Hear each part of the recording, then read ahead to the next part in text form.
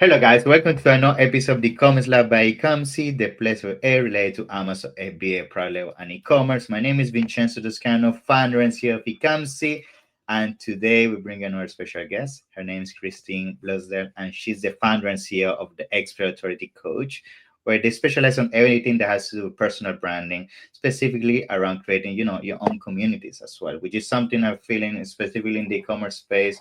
A lot of people don't focus on. Like a lot of people focus on selling products, but what is beyond the product? What is my community? What is my mission? What is my actual perception as an authority in my niche? And that's why I wanted to bring Christine today. So hopefully we can grab some of her knowledge to really dive into how we can implement that in our own lives. So Christine, welcome to the show. Thank you so much for being here. How you Ah, doing? Vincenzo, thank you so much. I've been really looking forward to this. Thank you. Pleasure, pleasure. Thank you so much. I guess if you don't mind, we can start with a quick, intro from your side so we know who you are, your expertise in this space, and then we can dive into the topic. Yeah. Sure. Yeah. You want me to tell you a little bit about how I got here? Yes, that would be awesome. I was very lucky to get some opportunities early in life, and I was assigned. I got a gig with America Online. Now you're too young. You're. I think you're too young for America Online. But back in the day, there was no Facebook. There was no TikTok. All right. There was no LinkedIn, and it was only America Online, and it was amazing for us. We just was thought it was fantastic. No video. It was just like written word, copy.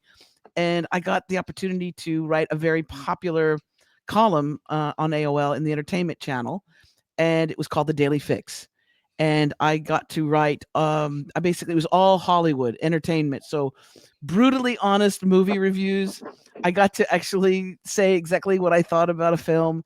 I got to interview celebrities, directors. It was a wonderful time, and I also it really helped me hone in on what people wanted. And Mm. my the demographic, when I asked my editor, I said, "So who's my audience?" He said, "Well," he said, "it's America Online, Christine. It's everybody from 8 years old to 80." And I said, "Well, that's a very large demographic, 8 to 80." And he said, "Well, that's what it is. And so you need to write that in a way that those people within that age group, which is very massive, that they'll enjoy it and they'll come back." And Yeah. so I started writing, and now this is way before Shrek movies. But have you seen a Shrek movie before? Yeah. So you Yes. understand Shrek is appealing to a wide audience because kids can enjoy it and also adults can enjoy it. And so that's sort of the style in which I wrote. I wrote through a cartoon character. I didn't write through my own name or my own persona. I wrote through this very campy, vampy, martini Oh, toting, anatomically incorrect woman. Okay, she was a little buzzed most of the time, but yeah. she worked her way through Hollywood, right? So I did that for many years, and I got to hone in on that craft. And then the next step for me was actually going into broadcasting. I worked at a radio station in Los Angeles for 20 years, again communicating with an audience that I could not see, I could only feel, and being authentic was the key for me and my success at that station. And what I found is that people want to connect. Even though we like to, we're into the rich and famous, we like to see how the other half lives and all of Yeah. that. We really deep down we want to connect with people. And so Yeah. I got to hone in my craft with that and doing broadcasting. And then I was like, I need to share all these goodies with people. I wanted to be a teacher slash coach. I wanted to share Nice. my bits of wisdom. And the pillar of three, which I found over many years, these are the three things that people want and need. And if you have a business, so if you have a business right now, think about these three pillars. And if it fits any of these uh, categories, you're onto a good start. And that is health, wealth, and love. Nice. And wealth, when I say wealth, I don't just mean like become a gazillionaire overnight. I'm saying wealth is also having the ability to have time with your family, to go on holiday, to spend quality time with the people that you love. And of course, health, if you don't have health, you can't have any of those other things.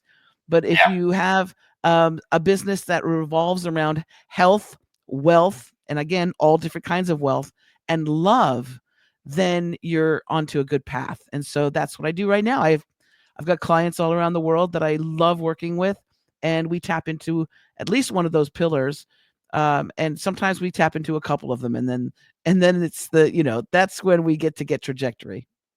Love it. Wow, what a background. I love it.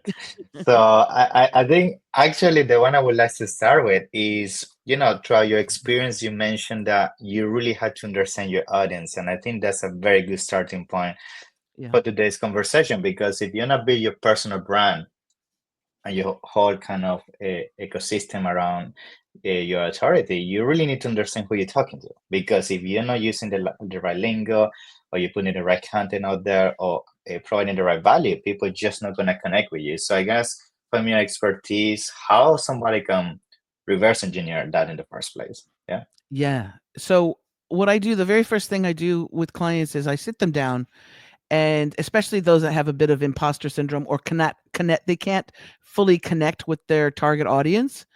And I say it's not about you. And they look at me like a deer in headlights. They're like, "What do you mean it's not about me? This is about my brand. I'm a coach, or I provide this service." And I said, "It's actually about the people that you claim that you want to help or serve." And when you focus instead of yourself and how you look or what people are going to think about you, and you put it on, I need to show up for these people that I am serving, right? My Yeah. target audience, it changes the dynamics. And I learned a lesson, Vincenzo, and not even too long ago. I learned this lesson. The lesson is to be successful, you want to be able to deliver a product, a service, information, education, entertainment. You want to deliver something that your target audience actually wants and needs, not what you want to give them. And I know that seems counterintuitive for some people. And they're like, "But I'm an expert at this and I can help people." Listen, you need to focus in on, and I hate to say the pain points, but what are the things that are people struggling with? What are the things that people really need and want? And if you can provide that service for them and save them time or money or frustration and get them to where they need to go, it's gold. Yeah. Then all you got to do is just work on your brand and your messaging, and go to those platforms where your audience is. Maybe they're on LinkedIn, maybe they're Hmm. on TikTok. It depends on what kind of business you have and the branding, but it's really important to think about what is it that they need and want, as opposed to what you want to force down.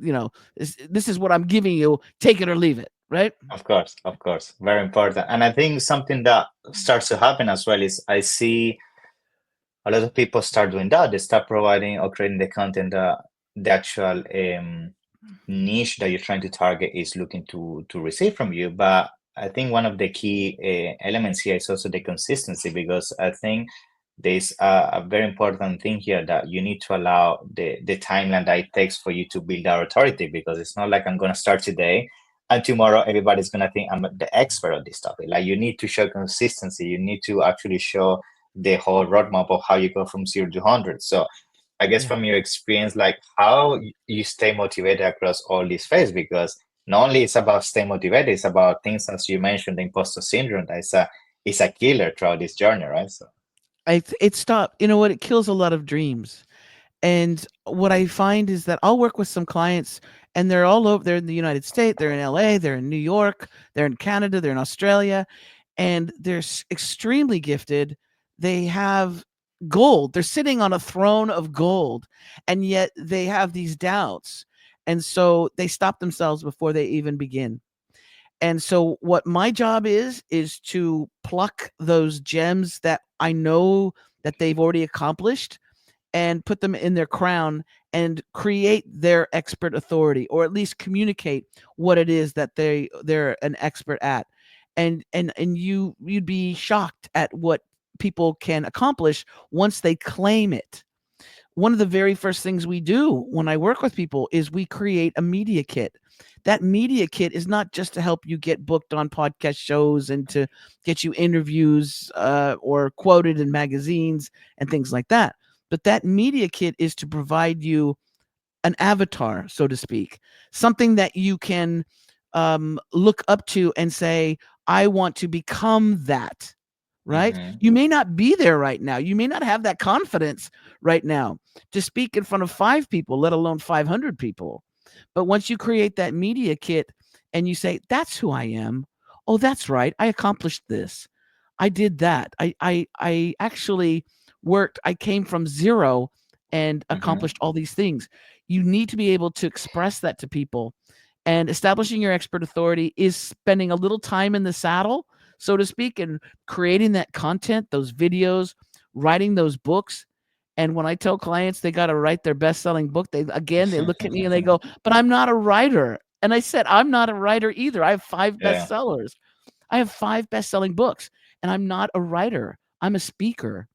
So I found a way through technology to take the things that I've spoken about in webinars, in seminars, on podcast shows, and taking that content, repurposing that content into chapters in a book or modules in a course for a program that I want to create. But it really helps when you want to create that book and you're like, I don't think I can write. It's okay. Can you talk?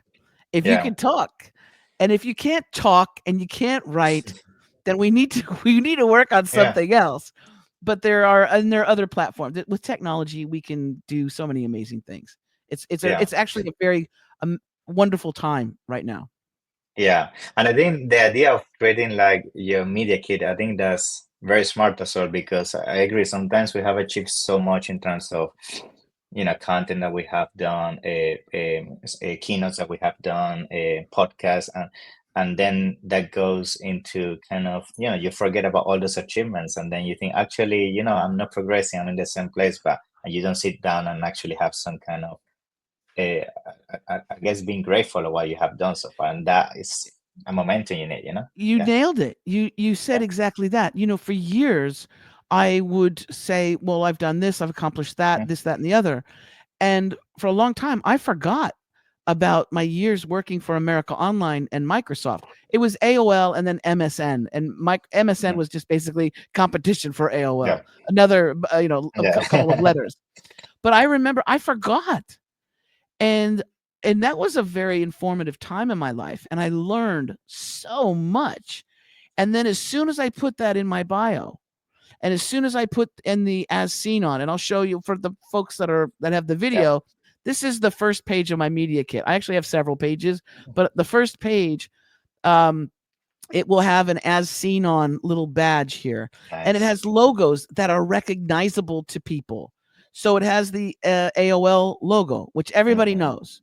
It has the Amazon logo. It has of course, the Google logo, MSN, Spotify, all these different brands that people recognize. And so for the longest time, I forgot about my AOL experience. Once I put that in my bio, and once I put that in my media kit, you should see how because they understand what AOL was, and it lifts your expert authority. So there may be things that you've done in the past that you don't Hmm. think anything of, or you think, oh, it's not important. Exactly. It could be very important, and it can help open the doors. Yes, and I think now to start bringing this back home in terms of what we specialize on here around e-commerce, I think this is at the end of the day the starting point to where a brand is, right? Once you start creating the authority, people start trusting you, start creating the community. Then the next step is definitely bringing potentially a product that could solve their issues or whatever you've been trying to fight for in terms of your cause. So I guess from the expertise you have in this space, like how do you see usually the transitioning going from being an authority in the space to potentially having your own brand as well and actually converting that in a business? Well, and first of all, it helps to really love what you do. If Mm, you're doing it just for the money and you really think it's a chore, my yeah, goodness, it's going to be a tough slog. yeah, If yeah, yeah.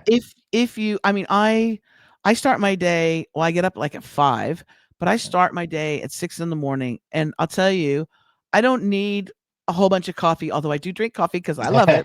But but I don't need a whole bunch of coffee to get me because I'm so excited to start at 6 a.m. with my clients because I love them. I actually, we've had long friendships as I Mm, worked with them. But the thing is that you do have to be somewhat excited about what you mm, do.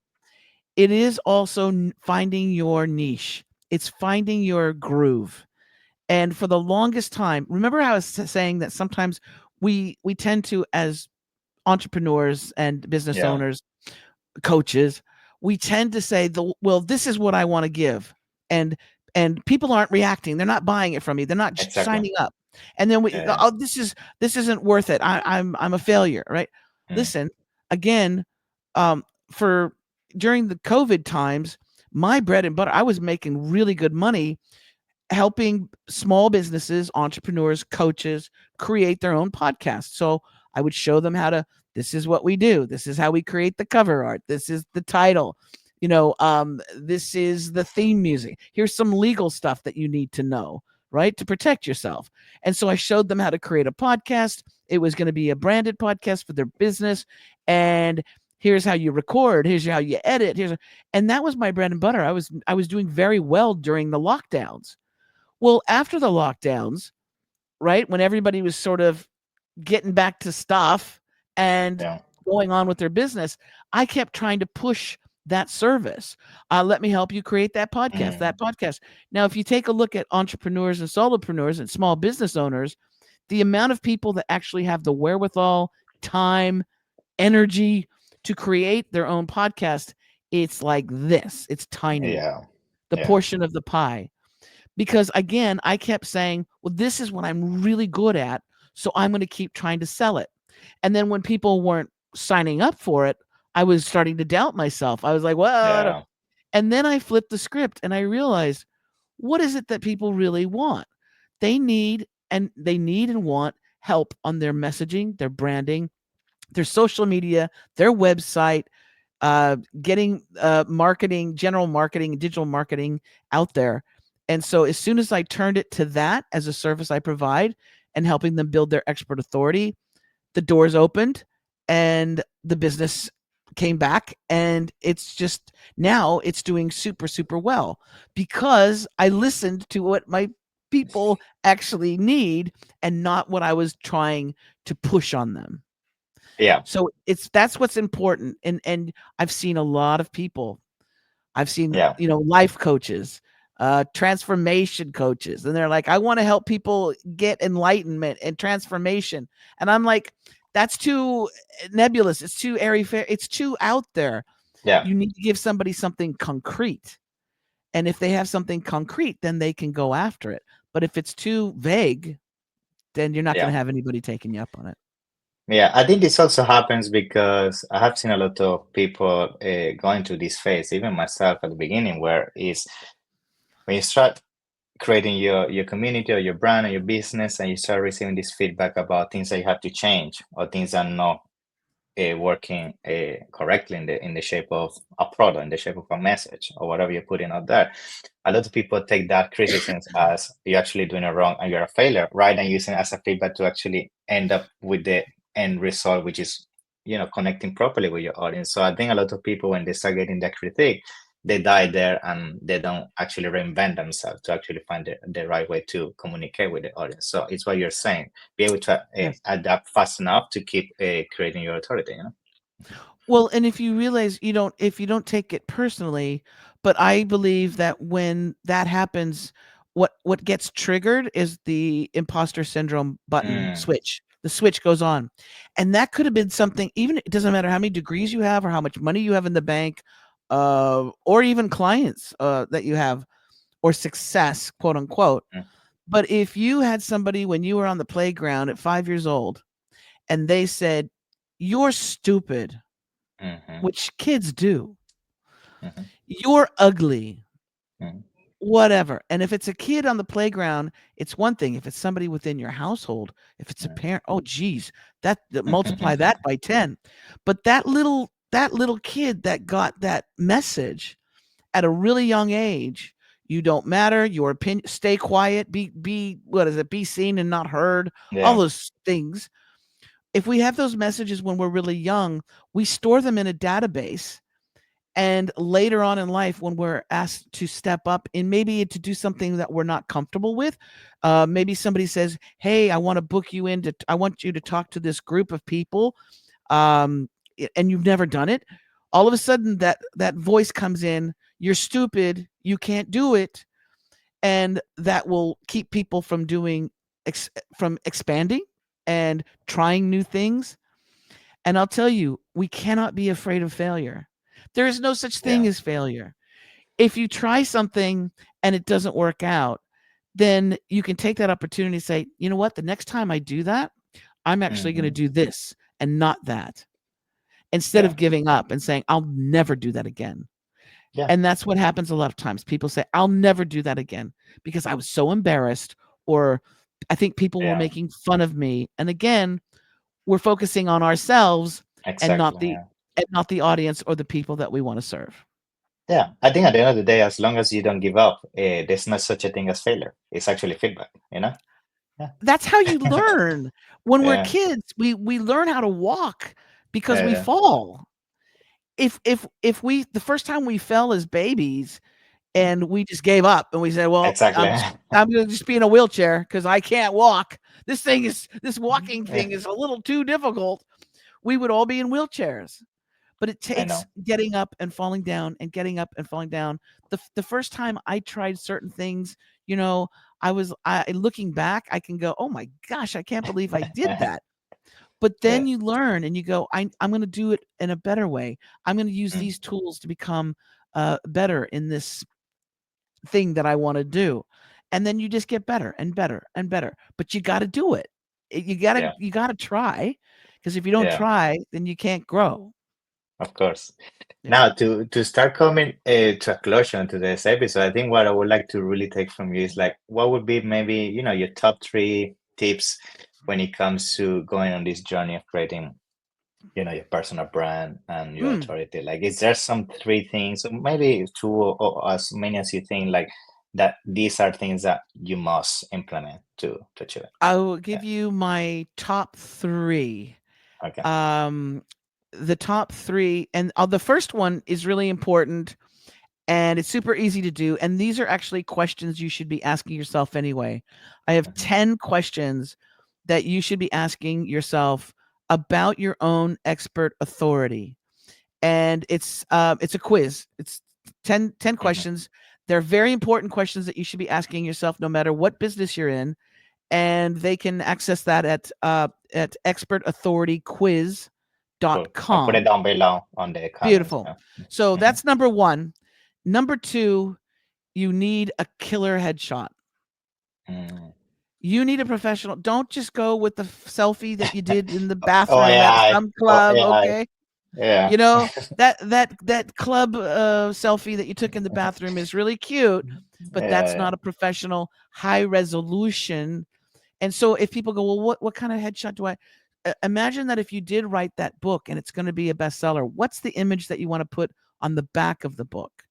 For Hmm. me, and this photo is a few years old, but for me, I love it actually. It's nice. Yeah. it's the money shot. It's a Yeah. photo of me wearing headphones and I have a microphone in front of me, which is my life, right? I'm laughing. I have a facial expression that Hmm. is pure joy. You can't even see my eyes because my eyes squint. I have big black framed glasses, Yeah. and I'm wearing black because I love black. I'm a Darth Vader fan, so I wear black all the time. But this image, I'll tell you, Vincenzo, this image has gotten me more openings, more bookings, more connections than a damn selfie from a club bathroom. Okay. Yeah. So take the expert authority quiz to see how you rate, where you rate, okay, in your expert authority-ness. Get a really good headshot, professional headshot photograph. If you could get more than one, yay, but at Mm. least one. And then work with someone who's either a mentor or a coach who can take you from where you're at now to where you want to be, or at least on the road to where you want to be, in a quick manner, but in a way that is enjoyable for you. And I say that with a grain of salt because there's all kinds of mm, coaches, there's all kinds of people, but you want to work with somebody that you trust, that has done it before, and they can save you time, energy, frustration. If you go it alone, some people are great DIY, do it mm, yourselfers. But if you go it alone, sometimes you'll hit a dead end and you might give up. If you're working with a coach that's guiding you, a good coach, they will guide you and teach you the things that you need in order to get the message out. Because we need to take a good look at our messaging. We need to look at our website, and we need to be very honest with ourselves. If I yeah, was a stranger and I stumbled across your website, would I be intrigued? Is it mm, just a bunch of copy, a bunch of text? Is there no engaging video? I tell my clients, I say, when I pull up your website, I want to see a welcome video. mm, I want to see a video that starts playing and it tells me who you are, what you do, yeah, and how you can help me. I don't want to read yeah, yeah. I don't want to read a newspaper article. Especially these days. Yeah, yeah, It's video is king or queen, yeah, whatever you wherever you are. Video is yeah. extremely important. And then of course, yes, making sure that you get the content out there, and video is very important because people can see your eyes, they can feel you, they can feel your energy. And I think those are the I gave you four, I think. I gave you I more love than it. the three. That's good. But those are my top ones. Good, Christine. So, I mean, thank you so much for all your knowledge. It's been amazing. I'm It's sure been my there's so much pleasure. more Absolutely. that you can share with us, and that's why I'm going to leave all your information below. And in case somebody wants to reach out, where people can find you. The best place is expertauthoritycoach.com. That's expertauthoritycoach.com. They can see all the different things that I offer, but they can also book in time with me if they want to have a discovery call. It's absolutely free. And it's a way for me to find out what kind of business that they have. And I can also give them some tips on how they can increase their expert authority in a very fun way, a very simple and fun way. We want to keep it fun. If it's Love it. drudgery and it's painful, then Yeah, that's no good. We want to I know. keep it fun so that they can do that all at expertauthoritycoach.com. Love it. So thank you, Christine. It's been a pleasure, and see you in the next Thank you, one. my friend. Bye bye. Thank you so Thank you. much.